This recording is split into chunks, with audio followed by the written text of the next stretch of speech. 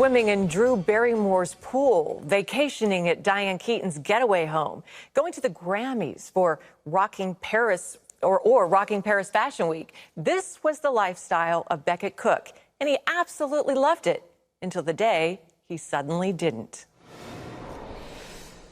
Becket Cook was living what many today would consider the dream life.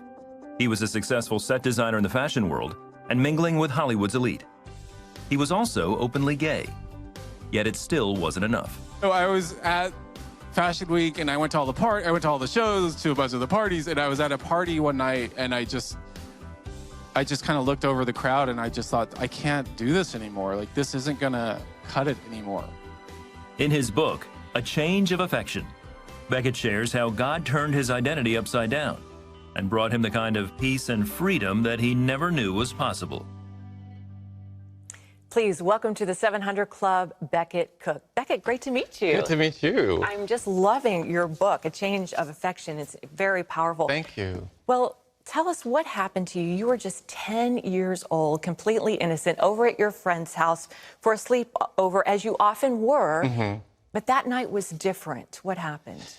Well, in the middle of the night, I was awoken by my friend's father, and he was molesting me. Wow. And it was very shocking and scary, because I had this kind of image in my mind of, if I didn't kind of allow him to do what he was doing, I had this image of him with a knife, like that he was gonna stab me or kill me. Yeah. So it was this very... Because it was evil, what was happening. Yeah. Then he came back a couple of different times. Yeah, then he left the room and like came back, tried to do stuff again, and I kind of resisted. He left the room, came back one more time, and that's when I was sitting up in bed, and he said something weird like, "Oh, I just wanted to see if you needed a fan or something." Yeah. And I said, no, I'm okay. Yeah. But that was a very scary night. And you never told, well, you told one friend, but you didn't tell anybody. Why didn't you tell anyone? I didn't tell my parents because I knew that my father probably would have had him killed. My father was a really powerful attorney in Texas. And so I was like, I don't want my father going to prison over this. You were the youngest of 8 children, yes, and you didn't want all your siblings to be fatherless, and right. So really... And also, I didn't want people to know. You know, it was kind of it was a very kind of shameful experience, and I didn't want it to get out to people. Well, Becket, how do you think that night affected your sexuality later on? Well, for many, many years, living as a gay man, I never really thought it affected me. Yeah. I just kind of denied that it affected me, because I didn't want my sexual identity as a gay man to be tied to such a scary, weird, gross night. Yeah. But after I became a Christian, I realized that night had a huge impact on my sexuality and where I kind of ended up going. You think that was the door that was open? I think it was, yeah. I think that kind of cemented it. Then all through grade school, high school, you were very popular with the ladies, and you went to all the dances, and you kind of liked that. Yeah, I was very social, yeah. But you weren't attracted to them. You realized you were attracted to boys. Yeah, I was attracted to the same sex, and since I was young, yeah. So you lived this dual life, and you thought it was kind of cool for a while, and then when did you decide, or why did you decide to fully embrace the gay lifestyle eventually? Well, eventually, I mean, in high school and in college, I had gay best friends, and I was able to explore my sexuality, and I went to gay bars and explored that whole life. And I kind of felt like, oh, like this is home for me. These are my people.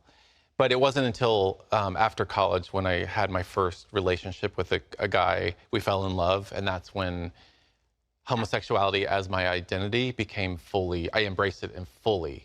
And so I came out to my family, I came out to my parents, I came out to everyone after college. Did they freak?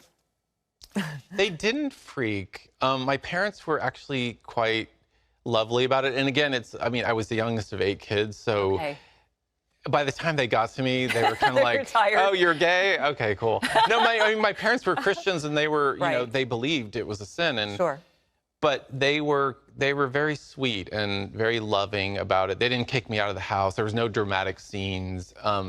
They were just kind of like, my dad, I remember my father asked me, you know, did I do anything wrong? Like, are you angry at me for anything? And I said, no, Dad, like, I'm fine. This is who I am. I'm gay. Like, don't worry. It's not your fault. And so what were your relationships with men like? I mean, sometimes you were in a serious relationship and sometimes you weren't, right? yeah, I was in, over the years in LA, I was in 5 serious relationships with guys. When did you begin feeling, okay, something's empty? You even said in your book, you felt dead inside. I was at Paris Fashion Week in March of 2009. I used to go to fashion weeks in New York and Paris, and I was at this party, an after party. It was very glamorous. Everyone from the fashion world was there. I think Kanye was there. And I just remember looking out over the sea of people, and I had done everything. I'd been to every party, I traveled the world, been to so many different things, so many dinner parties at like movie stars' houses, so that night in Paris, I just was looking out over the crowd, and I thought, this is not it. This is not the meaning of life. What am I going to do for the rest of my life? Amazing. You had the life you thought everybody wanted. But what happened? One day you were having coffee at your favorite coffee spot, and you saw these people with Bibles, which you never had seen in 10 years at this particular spot. What happened? Well, I saw, yeah, that was a shock. And this group of people, my best friend and I ended up in a conversation with them, and they invited me to their church the following Sunday in Hollywood. And I said, well, what does your church believe about homosexuality? And they said, well, we believe it's a sin and blah, blah, blah. And because I had that night in Paris where I felt so empty, I was just kind of open to that. Absolutely. And they invited me to church. I went the following Sunday.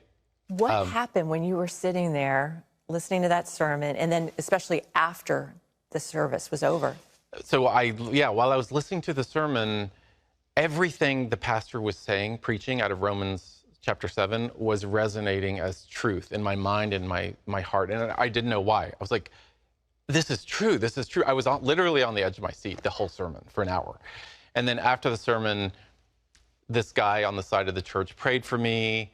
I came back to my seat, and I was processing the sermon, the music, the worship music, and everything. And then all of a sudden, the Holy Spirit just like overwhelmed me. And God was like, I'm God. Jesus is my son.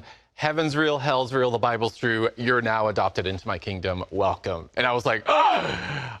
And I just started bawling and bawling and bawling. And it was like the curtains had just parted, and I could see the truth for the first time in my life. I knew the meaning of life for the first time in my life. And I was like, oh my gosh, this is amazing. What did you do about your homosexuality at that point, though? Well, it's funny because I knew instantly, I knew in that moment that this was no longer who I was. Being gay was not who I was, and it was over. I was done with it.